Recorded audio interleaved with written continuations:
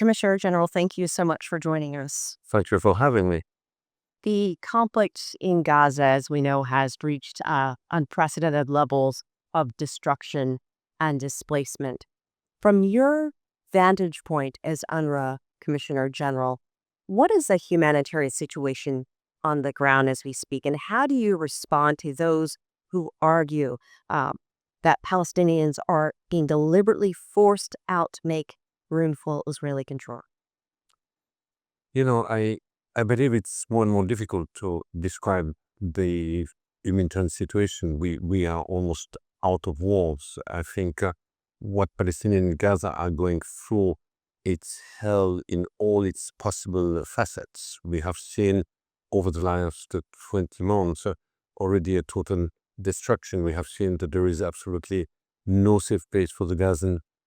We have seen that health center, hospitals, schools, worship places have been targeted. We have seen an extraordinary toll within the population. More than 65,000 people have been killed, among them the vast majority of civilian and women and children. Gaza is not only reduced in rubble, but it's almost reduced into dust right now. So it's unbelievable. Now, where is this leading us? Indeed, the entire population is forced to move from the north to the south. They will be parked in the south like a very large, overcrowded, open prison or concentration camp. And the question is, will the people in the Gaza be forced out of the Gaza Strip? Will Gaza continue, yes or not, to be the homeland of the Palestinian? I really hope so. But today, no one can have any certainty right now. As we know, several countries, most recently France, several countries, including Canada, Australia, have recognized Palestine as a state. Want to get your reaction to that, and if this recent movement is going to make any difference of the people in Gaza, the situation on the ground, and also a path toward peace. What does this do?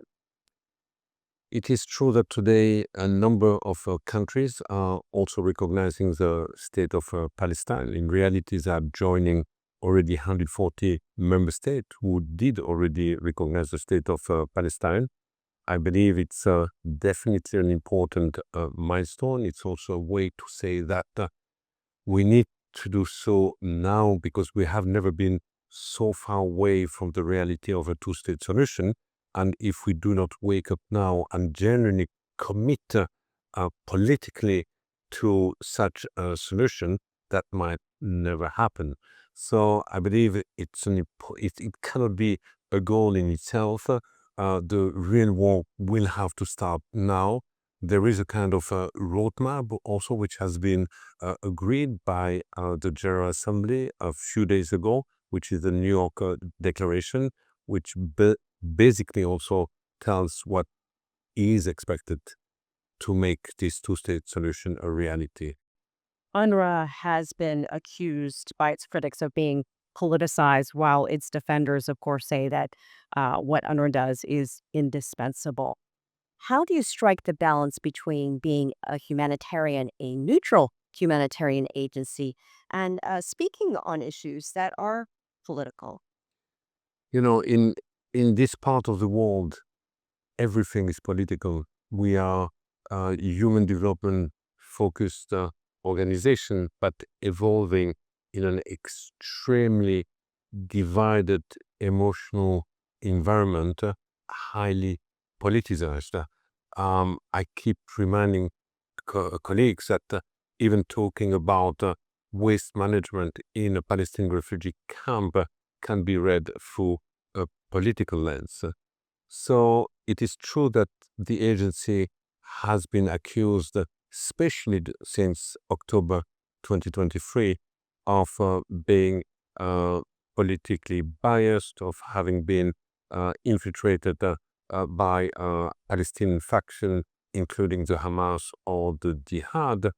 But in reality, all these attacks are part of disinformation campaign which motivation is to strip the Palestinian from the refugee statute, dismantling the agency, getting rid of the agency, in reality aims at stripping the Palestinian from the statute because there is a belief in Israel that the agency is perpetuating the dependency of the Palestinian refugees. But in reality, what's perpetuate the agency and the Palestinian refugee is nothing else than the absence of a political solution. China has become more active at the United Nations, including when it comes to Middle East issues. From your perspective, what role can China play in supporting UNRWA's work and contributing to a fair and lasting resolution of the Palestinian question? China has politically always been a strong supporter of the agency mandate, has always promoted, in fact, the renewal of the mandate in the absence of a political solution. I do believe that China can be much more now involved in supporting also the agency to have the necessary resource to fully implement what member states, including China, expect us to do. We should never forget that the primary role of the agency in the absence of a political solution is to provide public-like services to one of the most destitute communities across the region, being the Palestinian refugees in Lebanon, in Syria, in Jordan, the West Bank, East Jerusalem, and Gaza.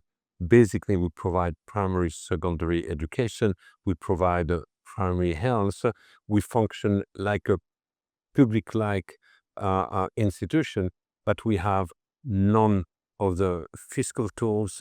We are not covered by the regular budget of the United Nations. We primarily depend on voluntary contribution. Commissioner General Lazzarini, thank you for joining us. Thank you.